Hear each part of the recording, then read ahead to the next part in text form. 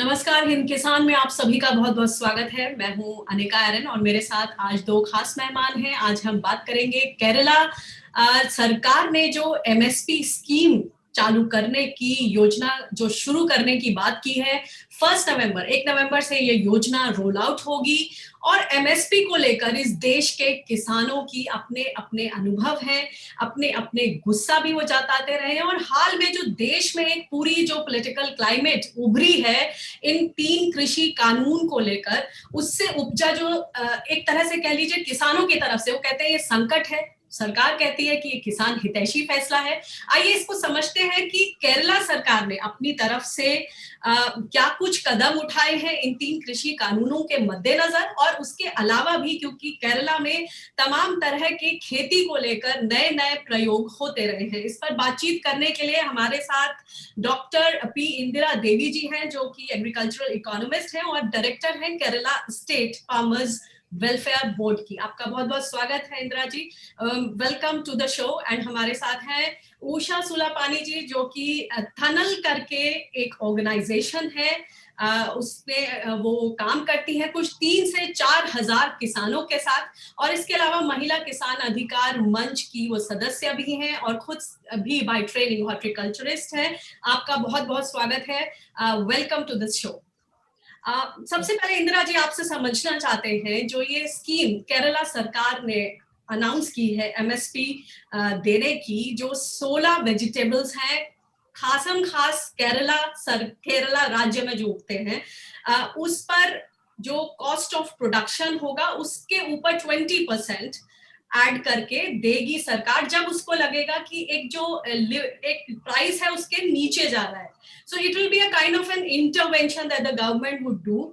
How do you see this scheme, and also in the light of these 3 farm laws that have come, and in a way it has rocked the nation from farmers' point of view, if I say. What's your reaction to this scheme? Thank you for inviting me to this show so that Kerala can be showcased at a national level also. As you said, the Kerala situation is not often highlighted at national level, especially in agriculture sector, because Kerala was never considered as a major agriculture producer, maybe in the plantation crops and spices. Kerala's name is known, but not in food crops. But the government of Kerala has been on a massive program to promote agricultural production in the state, especially focusing on the food crops. Because we know that maybe all of you are aware that Kerala is mainly a consuming state. We just produce less than 20% of our requirement with respect to most of the food crops. So this government took the decision to increase the food production substantially, and Kerala society also responded favorably to this. So over the past 3-4 years, there has been several programs that support agricultural production. And the latest in the series, as you mentioned, is the declaration of the minimum support price to 16 major vegetables that are grown in Kerala.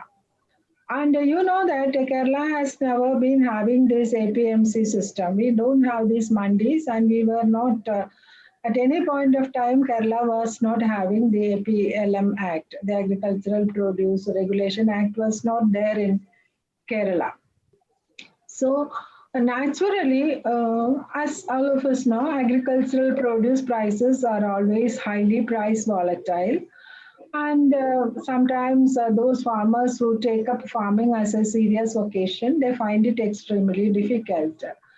So as a measure to support the farming community, to ensure a decent income, and also to sustain and attract more people towards farming, Government of Kerala has launched this very important program. We have several programs that support the production, subsidies and other programs that was there for long, but this is a landmark intervention. So as you mentioned, it is like the basic approach is that of A2 plus FL. That is, the A2 means the cost that is incurred, a direct cost that is paid by the farmer for producing the vegetable or fruit, whatever it is, and also the family labor component, that is wages paid to family labor contribution.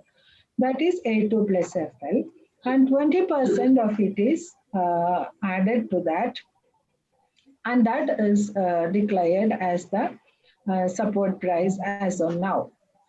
And we have also set two more conditions. One is the maximum acreage that can be claimed for under this scheme is 15 acres. That is the maximum limit as per Kerala land ownership conditions. And the third important factor is that there is a limit with respect to average productivity level also. That is, a person who is cultivating a particular vegetable. For instance, if I take the example of, say, banana or tapioca, which is more known to everyone, the price that is declared is 12 rupees per kg, and the productivity is also declared at a maximum of 15 tons per hectare. And this is to ensure that the true farmers are benefited under the scheme. Nobody can purchase from outside and come to this market and claim that it is being produced by me. So any farmer can claim the benefit of the scheme only up to 15 tons per hectare.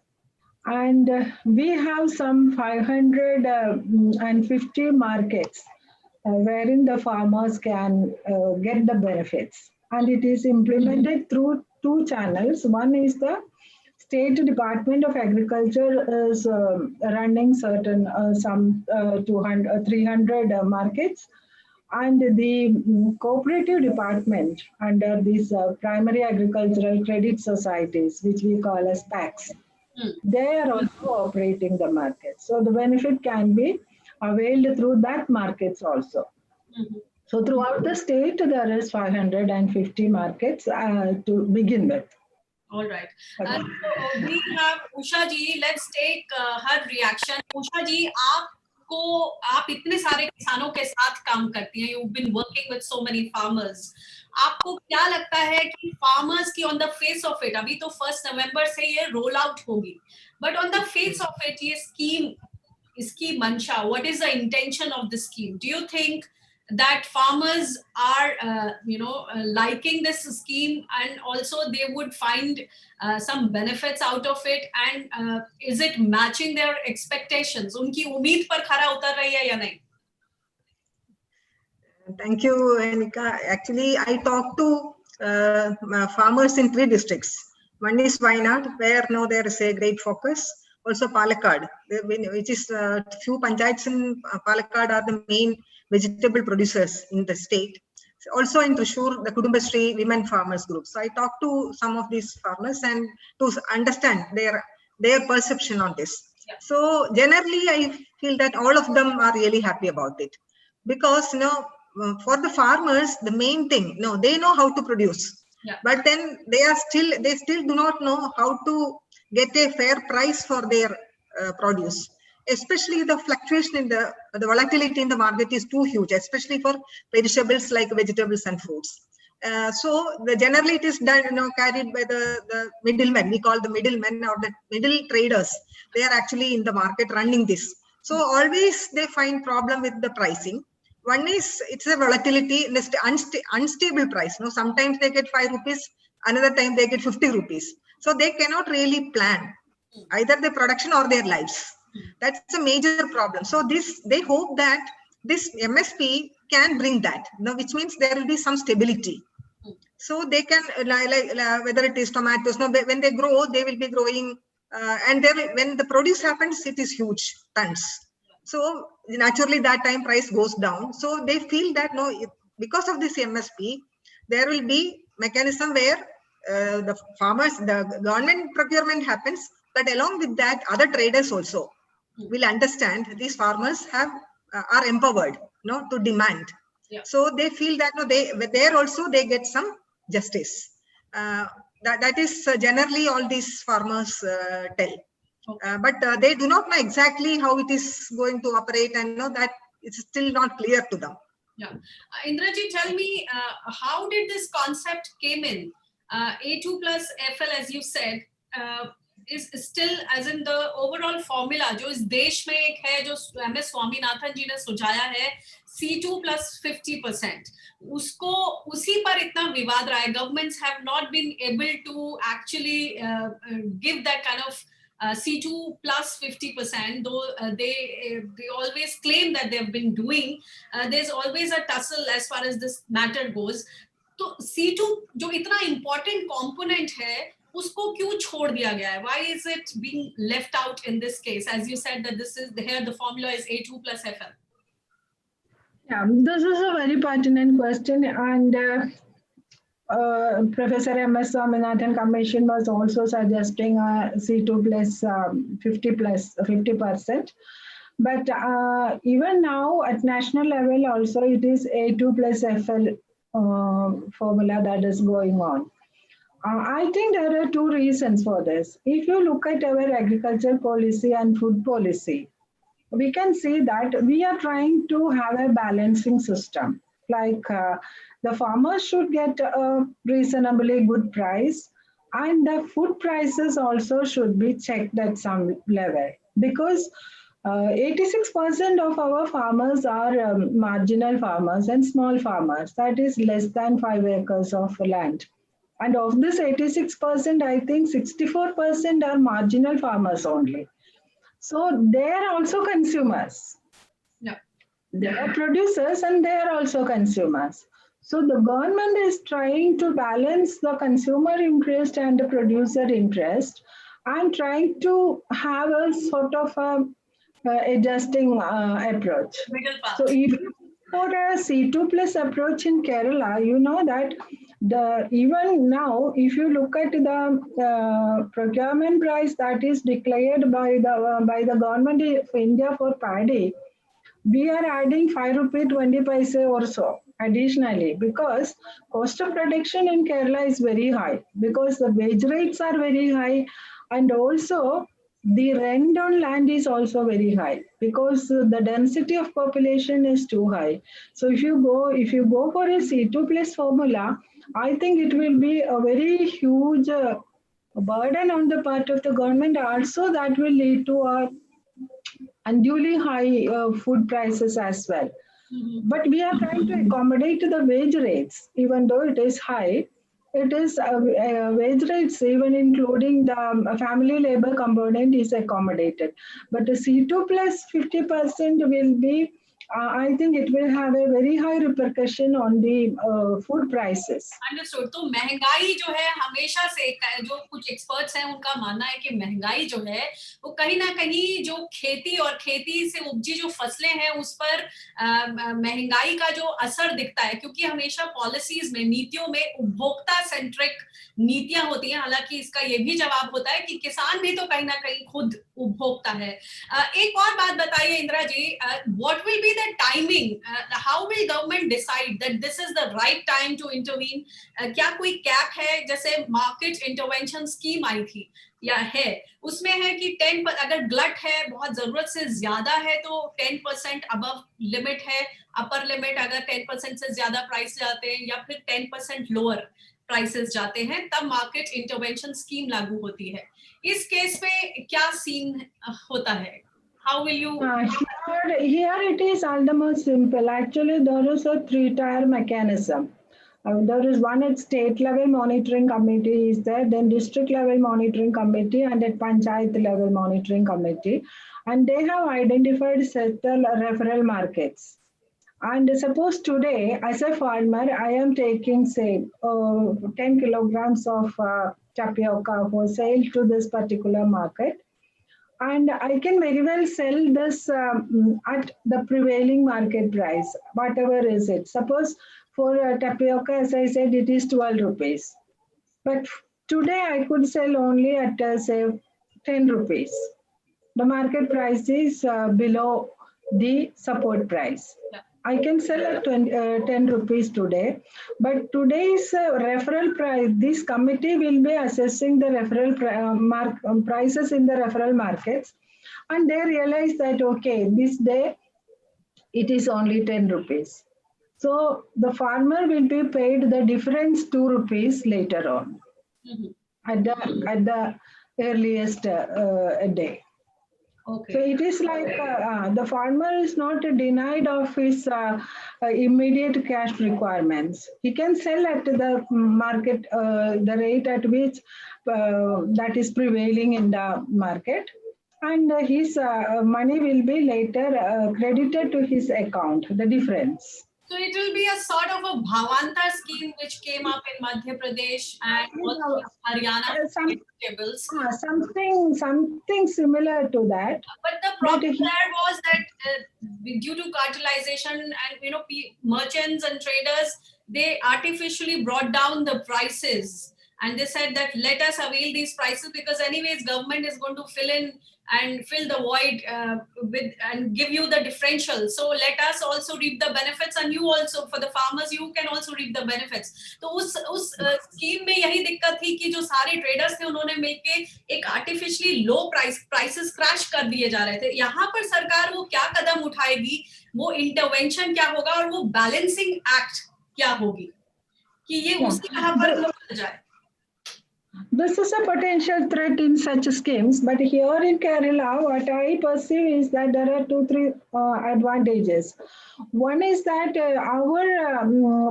unlike in your case, I think mandis are there, where the produce is completely pooled to a certain mandi. But in Kerala, we don't have that sort of a mandi system. It is scattered rural markets. The whole of Kerala actually is a production center wherein I said some 550 markets which are highly scattered. One thing. Second thing, we have parallelly, there are 2 sets of markets, one run by this Vegetable and Fruit Promotion Council, Kerala, which is very efficiently monitored and run already for certain vegetables. And the Department of Agriculture is already operating certain markets, which we call as eco shops. And there are certain wholesale markets. So what I expect is that unlike in the case of huge mandis, where majority of the produce is pooled in, the chances of, as you said, the traders forming blocks and artificially lowering the prices, the chances are very high. But in here, I think there are 2 things that prevents that to occur. One is that there is an active local consumer market, wherein the consumers individually come and buy. Second thing is that this sort of huge pooling is not happening in Kerala. All right. वो आपने जैसा बोला कुछ उसी राह पर चले और जिस इंटेंशन के साथ ये स्कीम शुरू हुई है, जो किसान है वो इसका सही मायनों में फायदा उठा सके. उषा जी, आपसे समझेंगे, आप बता रही थी कि इसका कॉन्सेप्ट शुरू में कहाँ से आया, ये कॉन्सेप्ट की उत्पत्ति, how did it come up? Actually, everybody knows that Kerala has a very strong decentralization in the government system. So we have very strong panchayats. So actually this experiment started actually 10-12 years back in one panchayat in Alleppey district, which is called Mararikulam, which is actually our current finance minister is part of that project. He's actually it is his idea. So there also Kerala always in the last 20 years Kerala government has been trying to increase the food production, especially vegetables. Yeah. So in this panchayat, when they got into this production, the production went up, but then the farmers were finding it difficult to sell. So that is the time after 2-3 years of the production, actually focusing on the production, then this discussion started how to intervene there in the market. So panchayats never actually got into intervening in the market till then. But here, the panchayat actually tried this. They actually declared the MSP so that they can the selling doesn't happen below that price. So actually, the declaration itself sent out a message across that this is the price. So even when consumers buy, generally, consumers want cheap food. So when somebody the price is, people go around, where the food is cheaper. Yeah. Generally, consumer, even the rich consumers are like that. So when especially when the panchayat, the government system declare this is the price, then somehow, especially in a state like Kerala where people are not looking for good quality, here also quality also important, because they were trying to improve the quality of the production also. Yeah. So then all these work together, and the panchayat helped the farmers to build some markets also along the national highway.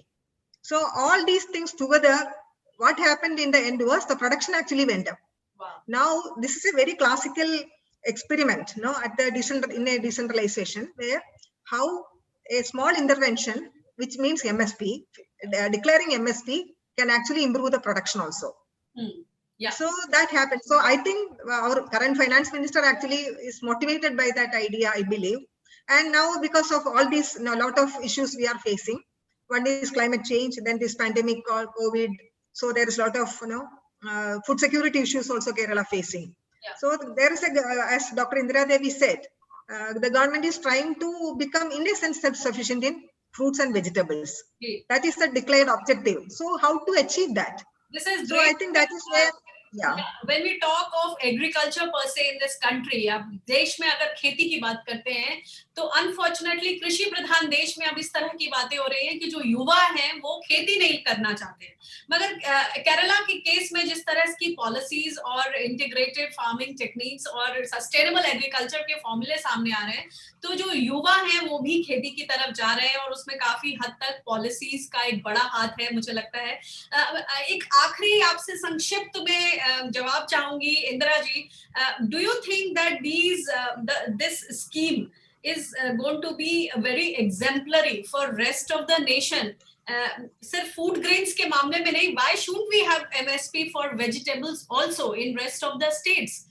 Because जो ये 3 farm laws आए हैं उनसे जो किसान कहीं ना कहीं आशंकित हैं, that they are apprehensive about the implications of these 3 farm laws. Maybe schemes like these can help them feel good about their production skills, their agriculture. What do you say? Of course, it's not only this scheme. I don't want to see this scheme singled out from other interventions by government of Kerala. For instance, after the floods of 2018, you must be remembering what happened to Kerala. So, government of Kerala took a very important decision to do a agroecology zone-wise planning process. Agricultural planning based on agroecological zones and agroecological units. So the Agriculture University has prepared the agroecological zones and units based upon the climate and soils of Kerala. So that approach was slowly being implemented. Then, as I said, there is the royalty payment to the wetland paddy farmers to keep the farmers in farming, continue in farming.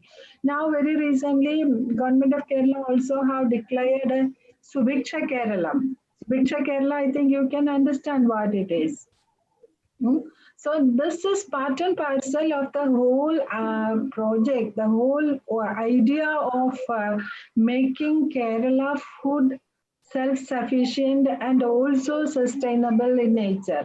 It is not only agriculture development, it is also the ecosystem management and social welfare. बहुत बहुत शुक्रिया इस insightful discussion के लिए doctor Indira and Usha सुलावानी जी, आप दोनों का बहुत बहुत शुक्रिया. Many thanks for joining us on the show today. For our viewers, I would like to say that this was quite an insightful discussion, and as MSP announced for vegetables by Kerala government is exemplary. जिस तरह से केरला सरकार ने सब्जियों पर MSP देने का फैसला किया है, अब देखने वाली बात है कि आगे चलकर किसानों को ये किस हद तक फायदा पहुंचाती है, और अगर सही मायनों में ये एक अच्छी स्कीम है तो क्यों ना बाकी राज्य भी इसका अनुसरण करें, इसको लागू करने के लिए अपने अपने स्तर पर कोशिश करें. इससे जुड़ी तमाम खबरों के लिए आप हमारी वेबसाइट पर जा सकते हैं www.hindkisan.com, जिसमें और भी जानकारी मिलेंगी, खेती किसानी से जुड़ी तमाम खबरें. इसी तरह हमें अपना सहयोग और अपना प्यार देते रहिए. नमस्कार.